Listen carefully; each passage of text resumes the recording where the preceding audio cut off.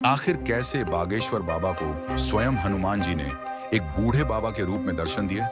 दरअसल एक बार बाबा कथा करने के लिए एक बहुत ही पिछड़े गांव रामपुरा में गए। उस गांव में कई सालों से बारिश नहीं होने के कारण भयंकर सूखा पड़ा हुआ था। तीसरे दिन जब बाबा गांव वालों को सुंदरकांड की कथा सुना ही रहे थे, तभी एक वृद्ध साधु जिसका चेहरा काफी बड़ी बड़ी जटाओं से ढका हुआ था, बाबा के पास आया और बोला, शास्त्री जी, आप इतनी मेहनत और श्रद्धा से यह कथा कर रहे हैं, लेकिन अगर हनुमान जी नहीं आए तो क्या आप फिर भी इसी लगन से कथा करोगे? तब बाबा ने मुस्कुराकर कहा, मैं कथा हनुमान जी के लिए नहीं करता, मैं कथा में ही स्वयं हनुमान जी को प्राप्त हो जाता हूँ। फिर जैसे ही उनकी कथा समाप्त हुई, अचानक से तेज आग जलने लगी और मंच पर रखी हनुमान जी की मूर्ति तेजी से कांपने लगी और अचानक से दिए बिना तेल के ही जलने लगी।